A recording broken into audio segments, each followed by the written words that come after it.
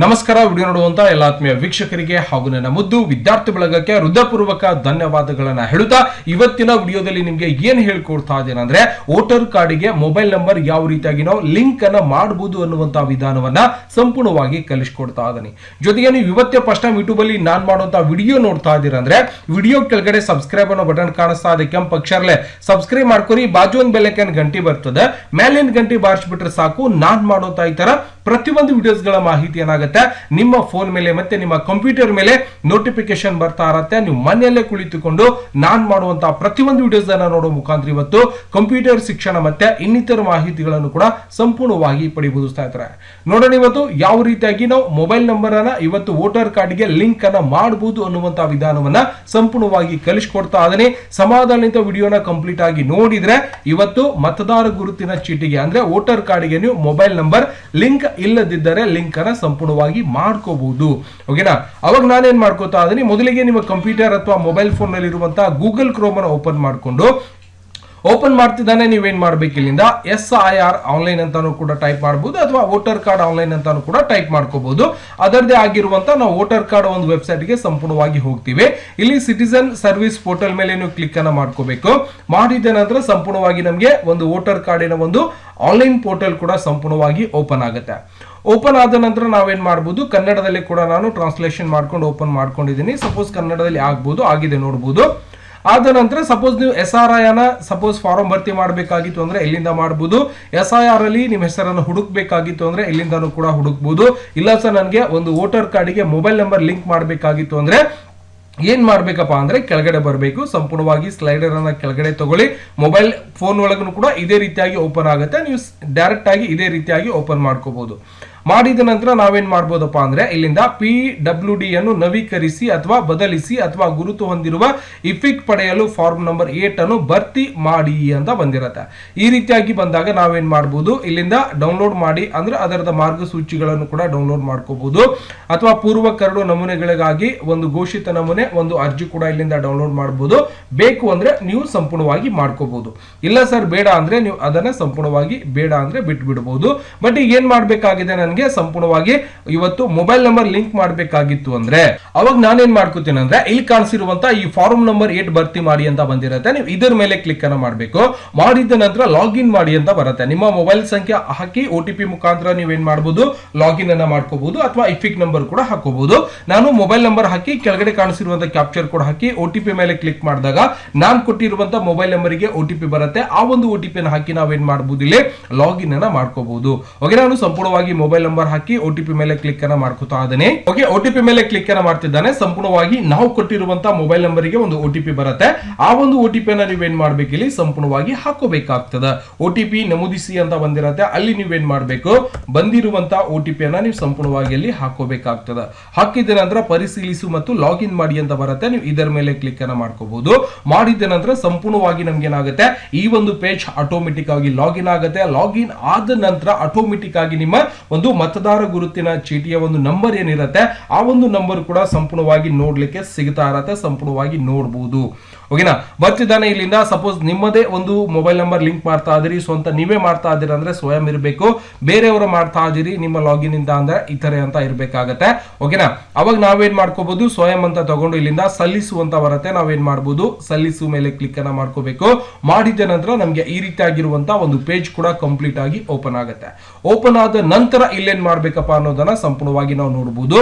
ಓಕೆನಾ? ಎಲ್ಲವನ್ನು ಕೂಡ ಕರೆಕ್ಟ್ ಆಗಿತ್ತು ಅಂದ್ರೆ ನಾವೇನ್ ಮಾಡ್ಬೇಕು, ಸರಿ ಮೇಲೆ ಕ್ಲಿಕ್ ಅನ್ನ ಮಾಡ್ಕೋಬೇಕು. ಸಪೋಸ್ ಇಲ್ಲಿಂದ 20 ದಾಖಲೆಗಳ ತೋರಿಸುವಂತ ಬರುತ್ತೆ. ಇದೇ ಸಪೋಸ್ ಇತ್ತು ಅಂದ್ರೆ ನೋಡಬಹುದು, ಇಲ್ಲಿ ಯಾವ ದಾಖಲೆನೇ ಬರ್ತಾ ಇಲ್ಲ. ಓಕೆ, ತಲೆ ಕೆಡಿಸ್ಕೋಬೇಡಿ. ಓಕೆನಾ? ಓಕೆ, ಇವಾಗ ನಾನು ಏನ್ ಮಾಡ್ಕೋತಾ ಇದ್ದೇನೆ ಅಂದ್ರೆ ಇಲ್ಲಿ ಸರಿ ಅಂತ ಬಂದಿರತ್ತೆ. ಸರಿ ಮೇಲೆ ಕ್ಲಿಕ್ ಅನ್ನ ಮಾಡ್ಕೋಬಹುದು. ಇಂಗ್ಲಿಷ್ ಒಳಗಿತ್ತು ಅಂದ್ರೆ ಓಕೆ ಅಂತ ಬಂದಿರತ್ತೆ. ಓಕೆನಾ? ಎಲ್ಲವನ್ನು ಕೂಡ ಕರೆಕ್ಟ್ ಆಗಿತ್ತು ಅಂದ್ರೆ ಸರಿ ಮೇಲೆ ಕ್ಲಿಕ್ ಅನ್ನ ಮಾಡ್ಕೋಬಹುದು. ಮಾಡಿದ ನಂತರ ಇಲ್ಲಿ ಏನ್ ಹೇಳ್ತಾರಪ್ಪ ಅಂದ್ರೆ ಇಲ್ಲಿ ನಿವಾಸ ಸ್ಥಳಾಂತರ ಆಗಿರ್ಬೋದು, ಅಸ್ತಿತ್ವದಲ್ಲಿರುವ ಮತದಾರ ಪಟ್ಟಿಯಲ್ಲಿ ನಮೂದುಗಳನ್ನು ತಿದ್ದುಪಡಿ ಅಂದ್ರೆ ಇವಾಗ ಚಾಲ್ತಿಯಲ್ಲಿ ಇರುವಂತಹ ಒಂದು ಮತದಾರ ಪಟ್ಟಿಯಲ್ಲಿ ನನಗೆ ತಿದ್ದುಪಡಿ ಮಾಡಬೇಕಾಗಿದೆ, ಮೊಬೈಲ್ ನಂಬರ್ ಲಿಂಕ್ ಮಾಡಬೇಕಾಗಿತ್ತು ಅಂದ್ರೆ ನೀವೇನ್ ಮಾಡ್ಬೇಕು, ಎರಡನೇ ಆಪ್ಷನ್ಸ್ ಅನ್ನ ಸಂಪೂರ್ಣವಾಗಿ ನೀವು ಕ್ಲಿಕ್ ಅನ್ನ ಮಾಡ್ಕೊಂಡು ಸರಿ ಮೇಲೆ ಕ್ಲಿಕ್ ಅನ್ನ ಮಾಡ್ಕೋಬೇಕು. ಓಕೆನಾ? ಅಂದ್ರೆ ಮೊಬೈಲ್ ನಂಬರ್ ಲಿಂಕ್ ಮಾಡಬೇಕಾಗಿತ್ತು ಅಂದ್ರೆ ಈ ಒಂದು ಆಪ್ಷನ್ಸ್ ಅನ್ನ ಸೆಲೆಕ್ಷನ್ ಮಾಡಿಕೊಂಡು ಸರಿ ಮೇಲೆ ಕ್ಲಿಕ್ ಅನ್ನ ಮಾಡ್ಕೊಂಡ್ರೆ ಈ ರೀತಿಯಾಗಿರುವಂತಹ ಅರ್ಜಿ ನಮೂನೆ 8 ಒಂದು ಫಾರ್ಮ್ ಕೂಡ ಸಂಪೂರ್ಣವಾಗಿ ನಿಮಗೆ ಓಪನ್ ಆಗಿರುತ್ತೆ. ಇದರಲ್ಲಿ ನೀವೇನ್ ಮಾಡಬಹುದು, ನಿಮ್ಗೆ ಏನ್ ತಿದ್ದುಪಡಿ ಮಾಡಬೇಕಾಗಿದೆ ಇಲ್ಲಿ ನೀವೇನ್ ಮಾಡಬೇಕು 1 2 3 4 5 ಒಂದು ಪೇಜ್ ಗಳನ್ನ ಕಂಪ್ಲೀಟ್ ಆಗಿ ಅರ್ಜಿಯನ್ನ ಸಲ್ಲಿಸಬೇಕಾಗುತ್ತೆ.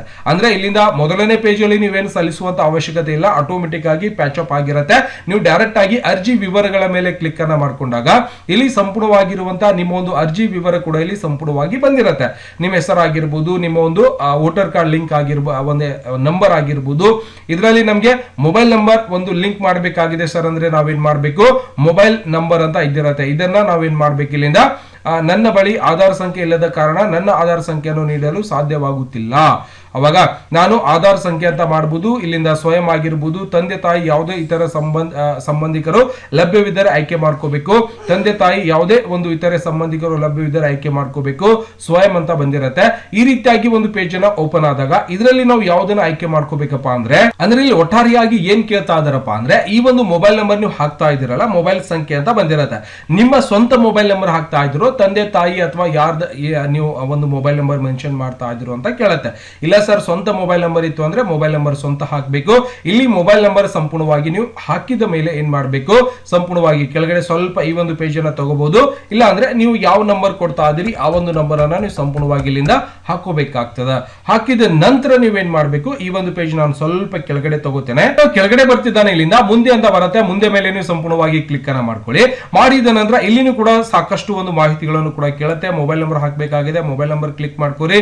ಮಾಡಿದ ನಂತರ ಮತ್ತೊಮ್ಮೆ ನೀವೇನ್ ಮಾಡ್ಬೇಕಿಲ್ಲಿ ಸಂಪೂರ್ಣವಾಗಿ ನಿಮ್ಮ ಒಂದು ಮೊಬೈಲ್ ನಂಬರ್ ಆಗ್ಲೇ ಏನ್ ಕೊಟ್ಟಿದ್ದೀರೋ ಅದೇ ಒಂದು ಮೊಬೈಲ್ ನಂಬರ್ ಹಾಕಬೇಕಾಗುತ್ತೆ. ಹಾಕಿದ ನಂತರ ನೀವೇನ್ ಮಾಡಬಹುದು, ಮತ್ತೆ ನೀವೇನ್ ಮಾಡಬೇಕು, ಮುಂದೆ ಅಂತ ಬರುತ್ತೆ. ಇದರ ಮೇಲೆ ಕ್ಲಿಕ್ ಅನ್ನ ಮಾಡ್ಕೊರಿ. ಮಾಡಿದ ನಂತರ ಸ್ಥಳ, ನಿಮ್ಮ ಒಂದು ಪ್ಲೇಸ್, ಯಾವ ಒಂದು ಪ್ಲೇಸ್ ಇಂದ ನೀವು ಈ ಒಂದು ಅರ್ಜಿಯನ್ನ ಸಲ್ಲಿಸ್ತಾ ಇದ್ದೀರಿ, ನಿಮ್ಮ ಒಂದು ಪ್ಲೇಸ್ ಅಂದ್ರೆ ನಿಮ್ಮ ಸ್ಥಳ ಯಾವ್ದಿದೆ ಅದನ್ನ ಸಂಪೂರ್ಣವಾಗಿ ಹಾಕಬೇಕು. ಹಾಕಿದ ನಂತರ ನೀವೇನ್ ಮಾಡ್ಬೇಕಪ್ಪ ಅಂದ್ರೆ ಇಲ್ಲಿ ಕಾಣಿಸಿರುವಂತಹ ಕ್ಯಾಪ್ಚರ್ ಕೋಡ್, ಮತ್ತೆ ಇದರಲ್ಲಿ ಏನು ಕೂಡ ನೀವು ಫಿಲ್ ಮಾಡುವಂತ ಅವಶ್ಯಕತೆ ಇಲ್ಲ. ನಮಗೆ ಮೊಬೈಲ್ ನಂಬರ್ ಲಿಂಕ್ ಮಾಡಬೇಕಾಗಿದೆ, ಮೊಬೈಲ್ ನಂಬರ್ ಅಷ್ಟನ್ನೇ ನಾವೇನ್ ಮಾಡಬೇಕು, ಇದರಲ್ಲಿ ಭರ್ತಿಯನ್ನ ಮಾಡಬೇಕಾಗತ್ತೆ. ಓಕೆ, ಕಾಣಿಸಿರುವಂತಹ ಕ್ಯಾಪ್ಚರ್ ಕೋಡ್ ಸಂಪೂರ್ಣವಾಗಿ ಹಾಕಿದ ನಂತರ ನಾನೇನ್ ಮಾಡ್ತೀನಿ, ಮತ್ತೊಮ್ಮೆ ಇಲ್ಲಿಂದ ಸಂಪೂರ್ಣವಾಗಿ ಒಂದು ಪ್ಲೇಸ್ ಅನ್ನ ಸಂಪೂರ್ಣವಾಗಿ ಹಾಕೊಳ್ಳೋಣ. ಹಾಕಿದ ನಂತರ ಕೆಳಗಡೆ ಬಂದು ಇಲ್ಲಿ ಒಂದು ಕ್ಯಾಪ್ಚರ್ ಹಾಕೊಂಡು OTP ಕಳುಹಿಸುವಂತ ಬರುತ್ತೆ. OTP ತಗೊಂಡು ನಾವೇನ್ ಮಾಡಬೇಕು, ಇಲ್ಲಿ ಸಂಪೂರ್ಣವಾಗಿ ಹಾಕಬಹುದು. ನೋಡೋಣ ಆ ಒಂದು ಸ್ಟೆಪ್.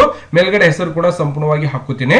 ಓಕೆ, ಇಲ್ಲಿ ಕಾಣಿಸಿರುವಂತಹ ಒಂದು ಕ್ಯಾಪ್ಚರ್ ಕೋಡ್ ಕೂಡ ನಾನು ಸಂಪೂರ್ಣವಾಗಿ ಹಾಕೊಂಡು ನೀವು ಕೂಡ ಇದೇ ರೀತಿಯಾಗಿ ಹಾಕೋಬಹುದು. ಬಹಳಷ್ಟು ಈಸಿಯಾಗಿ ಇದಿರತ್ತೆ. ಈಗ OTP ಕಳುಹಿಸುವಂತ ಬರುತ್ತೆ. ಇದರ ಮೇಲೆ ಕ್ಲಿಕ್ ಅನ್ನ ಮಾಡ್ಕೊಳ್ಳೋಣ. ನೀವು ಕೊಟ್ಟಿರುವಂತಹ ಒಂದು ಮೊಬೈಲ್ ನಂಬರಿಗೆ OTP ಬರುತ್ತೆ. ಆ ಒಂದು OTP ಅನ್ನ ನೀವೇನ್ ಮಾಡಬೇಕು, ಸಂಪೂರ್ಣವಾಗಿ ಹಾಕಬೇಕಾಗತ್ತೆ. ಓಕೆನಾ, ಬಂದಿರುವಂತಹ ಕ್ಯಾಪ್ಚರ್ ಕೋಡ್ ಇಲ್ಲಿ ಸಂಪೂರ್ಣವಾಗಿ ಹಾಕೊಳ್ಳೋಣ.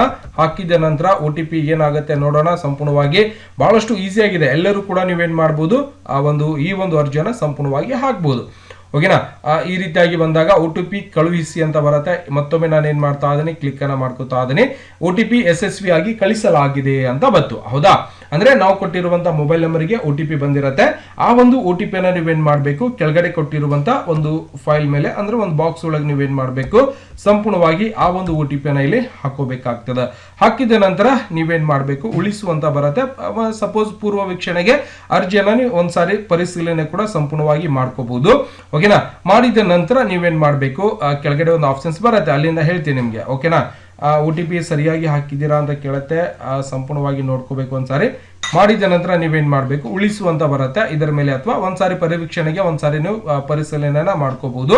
ಇದರ ಮೇಲೆ ಕ್ಲಿಕ್ ಅನ್ನ ಮಾಡ್ಕೊರಿ. ಮಾಡಿದ ನಂತರ ನೀವು ಕೊಟ್ಟಿರುವಂತಹ ಮಾಹಿತಿ ಆಟೋಮೆಟಿಕ್ ಆಗಿ ಇಲ್ಲಿ ನೋಡ್ಲಿಕ್ಕೆ ಸಿಗುತ್ತೆ. ಎಲ್ಲವನ್ನು ಕೂಡ ಕರೆಕ್ಟ್ ಆಗಿದೆ.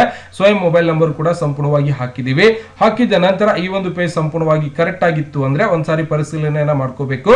ಪೇಜ್ ನಾನು ಸ್ವಲ್ಪ ಕೆಳಗಡೆ ತಗೋತೀನಿ. ಓಕೆನಾ, ಸಂಪೂರ್ಣವಾಗಿ ಕರೆಕ್ಟ್ ಆಗಿ ಆದ ನಂತರ ಕೆಳಗಡೆ ಬಂದಾಗ ನೀವೇನ್ ಮಾಡಬೇಕು, ಇಲ್ಲಿ ಈ ಸೈನ್ ಅನ್ನ ನೀವು ಸಂಪೂರ್ಣವಾಗಿ ಮಾಡ್ಬೇಕಾಗತ್ತೆ.